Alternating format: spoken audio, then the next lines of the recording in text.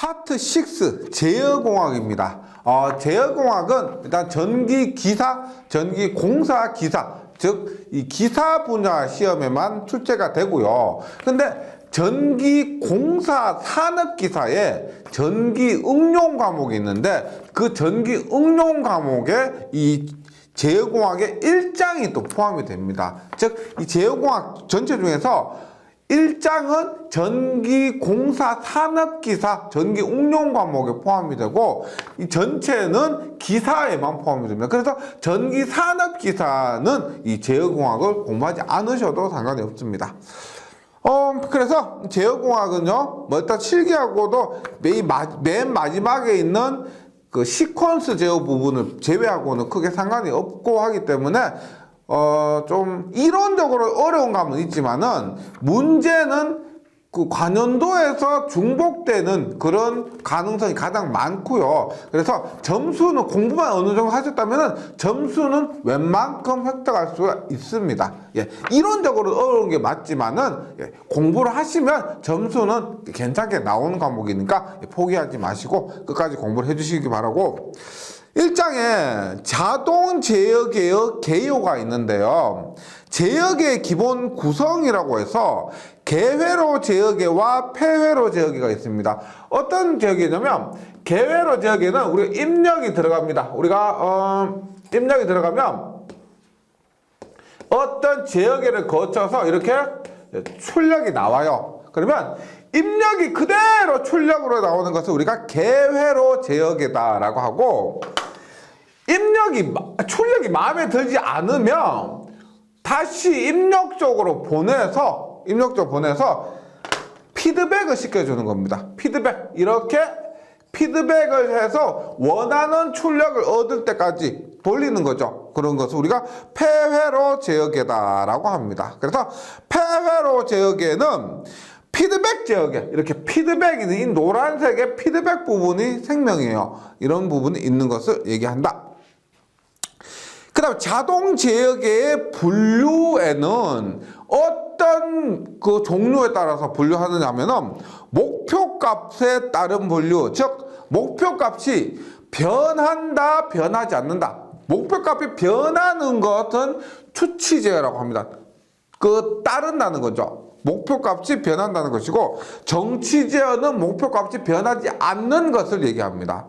그래서 목표값이 변하느냐 변하지 않느냐에 따라서 정치 제어와 추치 제어로 나눠지고, 제어량의 성질에 의한 분류입니다. 제어량을 어떤 것을 제어하느냐, 예를 들어서 전기적인 요소를 제어하느냐, 물리적인 요소를 제어하느냐, 기계적인 요소를 제어하느냐에 따라서 서버기구, 우리가 위치, 방향, 자세 등을 제어하는 것을 서버기구, 우리가 서버모터라고 해서 서버모터가 이런 방향, 위치 등을 제어하는 모터를 얘기합니다. 그래서 위치, 방향, 자세 등을 제어하는 것을 서버기구라고 하고요. 그 다음에 밀도, 농도, 압력 등 물리적인 거, 밀도, 농도, 압력 등 물리적인 요소를 제어하는 것을 프로세스 제어라고 합니다. 그 다음에 전압, 전류, 주파수 등 전기, 전자적인 요소를 제어하는 것을 우리가 자동 조정 기구라고 합니다. 그래서 제어량의 성질에 따라서 이렇게 나눠지고, 그럼 제어 동작에 의한 분류, 즉 입력이 들어갔는데 이러한 제어계예요. 제어가 입력을 비례해서 출력으로 내보내느냐, 미분을 해서 내보내느냐, 적분을 해서 내보내느냐, 1차 지연해서 내보내느냐, 뭐 이런 것들을 얘기하는 거죠. 그래서 비례 제어, 비례 적분 제어, 비례 미분 제어, 비례 미분 적분 제어, 이런 식으로 나누어진다는 겁니다. 이렇게 자동 제어의 종류에 대해서도 이것이 말 문제인데요, 시험에 굉장히 출제가 자주 됩니다.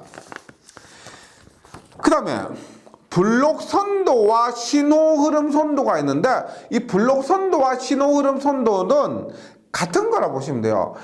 예를 들어서 이게 지금 구분되어 있는데, 교재 있죠. 이 블록으로 되어 있습니다. 이렇게 해서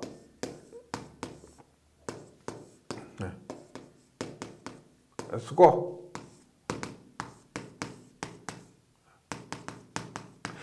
지금 GS와 HS가 블록으로 되어 있죠.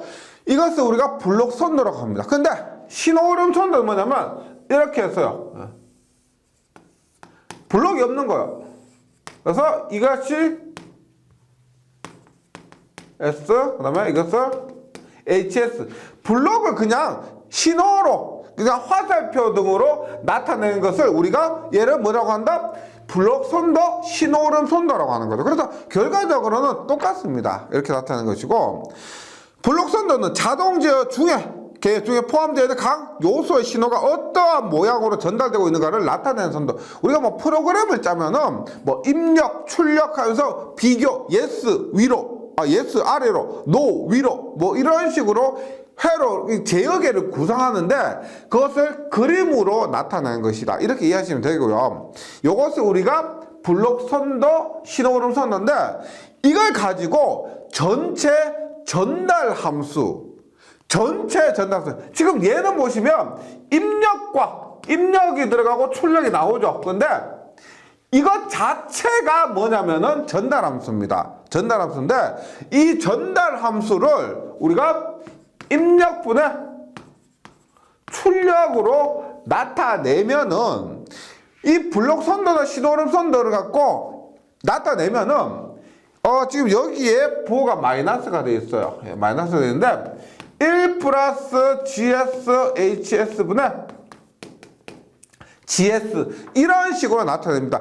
물론 이 블록 선도나 신호흐름 선도를 이렇게 전체 전달 함수의 식으로 나타내는 방법은 정규반으로 넘기겠습니다. 약간 시간이 걸리기 때문에요. 이렇게 전체 전달 함수, 전체 전달 함수 식으로 나타내면 이렇게 되는데 그 각각의 요소가 있습니다. 보세요. 지금 순방향으로 가는 요 부분 GS 있죠. 여기 GS 우리가 순방향 전달함수라고 합니다. 순방향 전달함수. 그 다음에 대먹이는 부분 있죠. HS 있죠. 대먹이는 부분, 요 부분, 요 HS를 우리가 대먹임 전달함수라고 합니다. 그 다음에 GS와 HS를 합한 요 부분 있죠. 얘를 합쳐서 뭐라고 하냐면 게루프 전달함수라고 합니다. 게루프 전달함수. 그래서 교재했지만 GS를 순방향 전달함수, GS, HS를 합쳐서 게루프 전달함수, HS를 우리가 대먹임 전달함수라고 합니다. 그 다음에 또 우리가 제어공학에서 굉장히 중요한 게 뭐냐면 전체 전달함수의 분모 있죠. 분모가 0이 되는 이것을 우리가 특성 방정식이라고 그래요.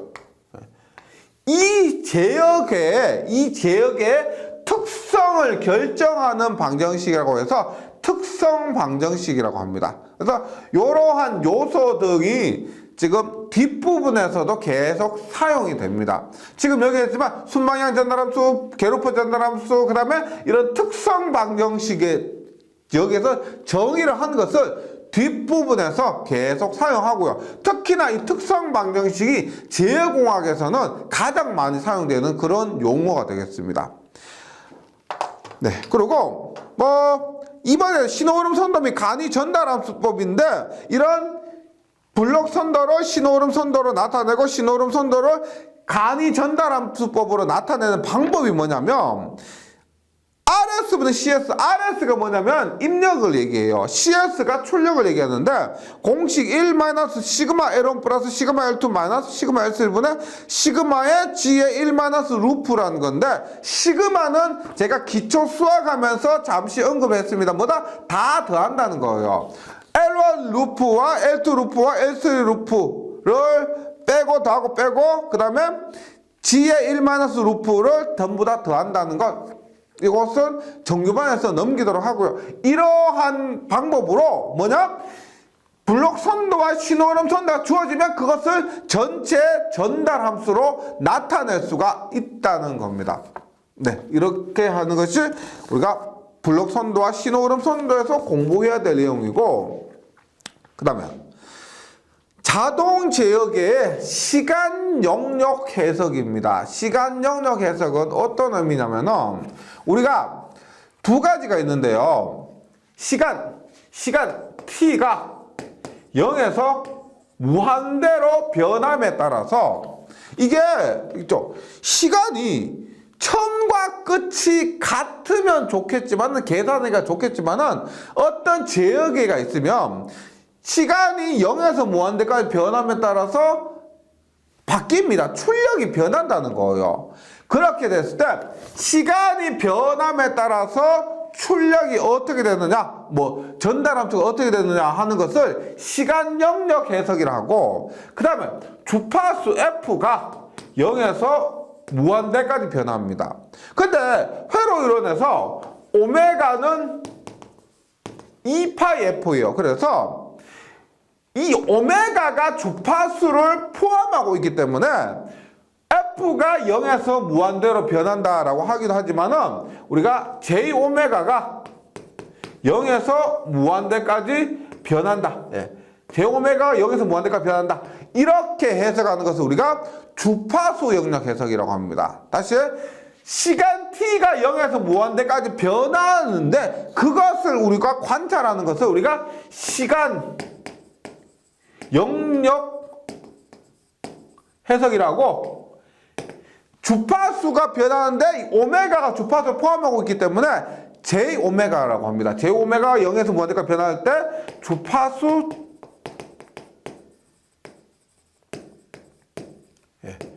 이렇게 얘기를 합니다.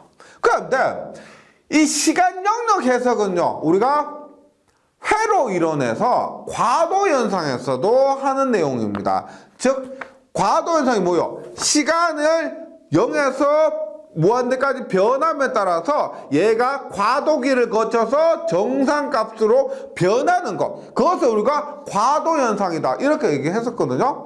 그래서 그것과 비슷한 겁니다. 그래서 시간응답은 이렇게 보시면 돼요. 시간응답은 시간 t가 0에서 얘가 무한대 했을 때 이런 거 했죠? 이까지를 우리가 뭐라 한다? 과도기. 그 다음에 과도 현상 이 부분은 우리가 정상값 이렇게 얘기를 했었습니다. 그래서 과도 응답은 뭐냐? 제역에 어떤 입력이 가해졌을 때 출력이 일정한 값에 도달하기까지의 과도적으로 나타나는 이 부분을 얘기하고, 정상응답은 제역에 어떤 입력이 가해졌을 때 출력이 과도기가 지나고 나서 일정한 값에 도달하는 응답을 우리가 정상응답 이렇게 얘기를 합니다. 그런데 과도응답에서는 종류가 여러 개가 있는데요. 일단 단위 계단 응답이 있습니다. 이건 뭐냐면 이거요. 우리가 입력으로 1을 줬어요. 입력으로 1을 줬을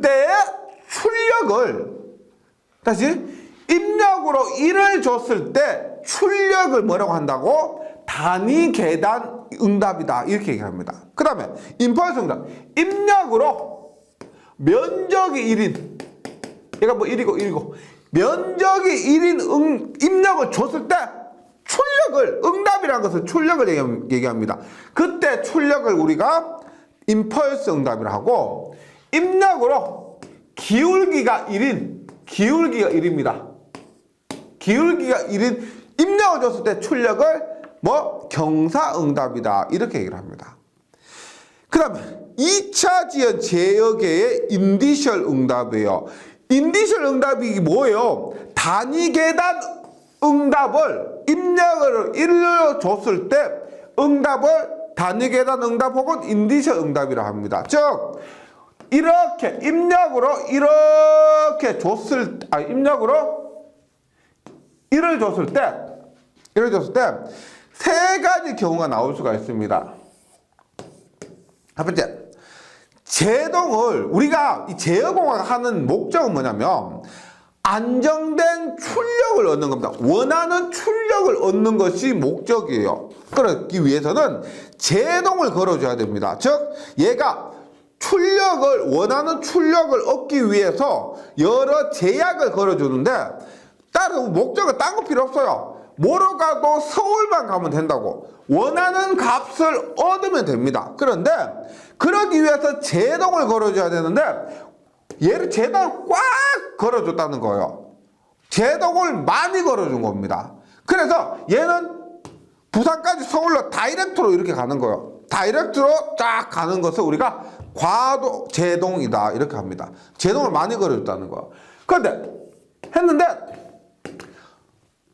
서울까지 가는데 예를 들어서 뭐 오늘 저녁 12시까지 도착해라 라고 하면은 그냥 12시까지 딱 맞춰서 도착하는 겁니다. 설렁설렁 하면서 뭐 대구도 놀러 갔다가 대전에도 놀러 갔다가 뭐 구경을 하다가 서울에 12시까지 가는 거예요. 그래서 얘는 도착하는데 이렇게 도착하는데 이렇게 빡빡하게 아니고 딱 경계로 도착하는 거죠. 이것을 우리가 임계제동이라고 합니다. 임계제동. 그 다음에 도착하는데 왔다리 갔다 하는 거, 왔다리 갔다 어떻게 이렇게 목표 값이 있는데 얘를 이렇게 요덜치 이렇게 이것은 뭐냐? 제동이 부족하기 때문에 그래요. 그래서 이것을 우리가 부족제동이다라고 합니다. 부족제동이다. 그래서 원하는 목표 값을 얻는 것은 동일한데 얘는 과하게 제동을 걷거나 혹은 얘는 뭐냐면은 얘 과제동과 뭐 부족제동의 경계입니다. 경계. 조금만 더 제동을 걸어주면 과제동이고 부족하면은 부족제동이에요. 그래서 과제동, 임계제동, 부족제동이 있다는 것이고 그 다음에 정상응답에서는 뭐가 중요하냐면은 정상응답에서는 이거죠. 내가 원하는 값이에요. 그러면 제가 지금 과도연산을 거쳐서 이렇게 왔습니다. 그런데 원하는 값을 얻어야 되는데 얘가 이렇게 예를 들어서 이렇게 하면 이만큼의 오차가 발생하죠. 오차. 원하는 값이 10인데 11이다 혹은 9다 이런 식으로 오차가 발생하는데 이것을 우리가 제역에서는 편차라고 합니다. 편차. 어떤 제역에 전달하면서 기준 입력이나 외란의 변화에 대한 출력 신호와의 오차를 편차다 이렇게 얘기를 하고 감도는 뭐냐? 제역에서 어떤 요소가 변함에 따라서 어떤 여러 가지 요소가 있겠죠. 여러 가지 요소가 있는데 그 중에서 하나가 출력에 영향을 미치는 요소, 그 영향의 정도를 우리가 감도라고 합니다. 예를 들어서 우리가 제하고 이렇게 있습니다. 얘도 있고 이렇게 있는데 세 개가 있어서 출력이 나오는데요. 만약에 얘가 조금 변했다 했을 때 그것이 출력에 얼마나 영향을 미치느냐 하는 것을 우리가 감도라고 합니다. 그래서 정상 상태에서는 이렇게 정상 상태에서는 편차와 감도가 중요하고요. 과도 상태에서는 뭐 제동을 얼마나 했느냐 제동이 중요한 겁니다. 예, 이렇게 해서 시간 영역 해석을 이렇게 공부를 하고요. 그 다음에 주파수 영역 해석입니다. 우리가 사용하는 전기의 많은 부분이 교류잖아요. 교류. 그래서 앞에서 말씀드렸지만 주파수가 변하는데 주파수가 변하는 것은 우리가 각속도 오메가 있죠. 오메가가 변하는 것을 갖고 얘기를 합니다. 그래서 주파수 응답과 주파수 전달 함수는 뭐냐면 주파수 응답, 그러니까 응답이라는 것은 출력을 얘기해요. 전달 함수라는 것은 우리가 전달 함수, 그 입력과 출력 사이에 전달해주는 그 요소를 얘기하고요. 그래서 주파수 응답은 입력 주파수 변화에 대한 입력과 출력의 진폭비. 입력 주파수가 변하면 입력과 출력의 진폭이라는 것은 크기를 얘기합니다. 크기와 위상차, 입력과 출력의 위상차가 얼마나 변하는지를 그 특성을 나타내는 것을 주파수 응답이라는 겁니다. 즉 쉽게 시간 응답은 시간이 변함에 따라서 과도기와 정상 상태에서 그 출력이 어떻게 나타나는가를 나타내는 건데 주파수 응답이란 것은 주파수의 변함에 따라서 입력과 출력의 크기와 입력과 출력의 위상이 어떻게 변하느냐 하는 것을 나타내는 것이 주파수 응답입니다. 그리고 주파수 전달함수는 전달함수 GS에 이 S는 라플라스 변화한 값, 그것을 얘기하고요. S 대신에 J 오메가를 대입한 전달함수. 말씀드렸죠? 오메가 안에, 오메가는 2파이 F이기 때문에 오메가 안에 주파수가 포함되어 있습니다. 그래서 오메가를 변화하지만 주파수 전달함수다라고 얘기를 하는 거예요. 주파수 전달함수는 S 대신에 J 오메가를 대입한 전달함수 얘기하고, 벡터 궤적입니다. 벡터 궤적. 그래서 예를 들어서 이렇게 죠. 이렇게 보시면 됩니다. 회로 이론에서, 원래 회로 이론 책 뒤에 제어공학 있습니다. 회로 이론 공부하고 나서 제어공학 하는데, 회로 이론에서 1차 지연에서 전달함수는 뭐냐면 1 플러스 TS분의 뭐 K, 이런 식으로 나왔었습니다. 1차 지연이 우리가 예를 들어서 RL이나 RC 회로를 1차 지연이라고 합니다. 1차 지연. 지연은 이런 거 얘기해요. 우리가 한 번 지연하고 출력이 나왔다. 이건 1차 지연이고요. 이렇게 아래 위로 지연했다는 것은 1차, 2차에서 2차 지연이다. 이렇게 얘기를 합니다. 얘는 1차 지연, 얘는 2차 지연을 얘기하는데, 1차 지연이 GS는 1 플러스 TS분의 K 꼴로 내는 겁니다. 그런데 조금 전에 뭐라고 했냐면 주파수 전달함수는 GS 대신에 J오메가, S 대신에 J오메가를 나타내라는 거예요. 그러면 1 플러스 TS분의 K 대신 얼마? 1 플러스 T의 J오메가분의 K를 나타내는 겁니다. 그러면 벡터 궤적이라고 뭐냐면은 오메가 안에 주파수 포함되어 있다 그랬죠. 그래서 얘를 우리가 0에서 무한대까지 변화시키면 이 그림이 변한다는 겁니다. 그래서 1차 지연을 벡터 궤적을 나타내면 어떤 식으로 나오냐면 이런 식으로 그림이 주파수를 변화시키면은 벡터 궤적이 이런 식으로 그림이 그려진다는 겁니다. 2차 지연 같은 경우는요, 어떻게 나타내느냐? 이렇게 나타내고요. 3차 지연 같은 경우는 이런 식으로 나타냅니다. 그래서 그런 것을 그림으로 나타내는 것이 벡터 궤적이라 그래요. 이게 개념은 어려운데 좀 이해하기 어려울 수가 있습니다. 좀 이런 것 자체가, 용어 자체가 조금 생소하지 않고 좀 벡터도 그렇고요, 궤적도 그렇고 좀 듣기 싫은 말들밖에 없어서 그런데 문제는 좀 쉽다고 그것만 좀 믿고 계시면 돼요. 이렇게 해서 다시 봅니다. 벡터 궤적은 주파수 전달함수 GJ 오메가를 복소 평면상의 벡터로 나타낸 크기 평각에서 주파수 오메가를 0에서 무한대까지 나타냈을 때 그려진 궤적을 얘기하고, 1차 지연 요소는 여기 하얀색으로 그린 것 있죠. 교재에 있으니까 확인해 주시고, 2차 지연 요소는 파란색으로 그린 것입니다. 이것도 교재에 있는 것으로 확인을 좀 해주시면 좋겠습니다.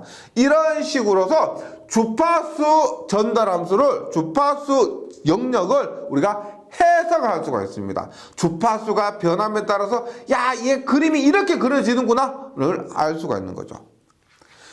그 다음에 또 하나가 뭐냐면 보드선도인데요. 보드선도인데 뭐냐면 두 가지가 있어. 우리가 여기도 똑같이 J오메가를 볼게요. J오메가를 변화시키면 따라서 이득과